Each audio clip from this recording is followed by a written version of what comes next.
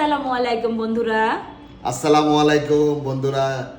তো আমি এখন একটা জায়গায় আছি, ভাবলাম আপনারা আমার ভালোবাসার মানুষ, আপনাদের জানানো উচিত। আসুন দেখাই, মানিক আসুন। আসুন।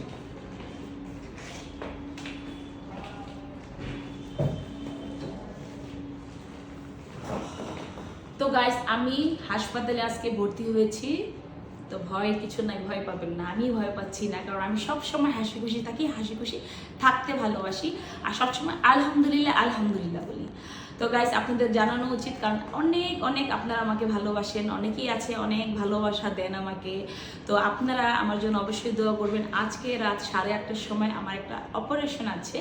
ভয় পাবেন নাকি না আবার বলছি, আবার বলবেন সবাই এইভাবে মহিলা হাসে কেন, কারণ সবসময় আমি হাসি খুশি থাকতে পছন্দ করি।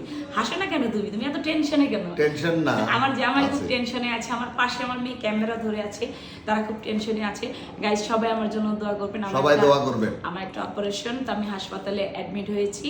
সবাই আমার জন্য দোয়া করবেন, আল্লাহ তাআলা যেন আমাকে সুস্থ করে আনে। অপারেশনের পরে যেই একটা টেস্ট হবে, সেই টেস্টটা যেন ভালো আসে। ঠিক আছে, মানে তুমি কিছু বলবা?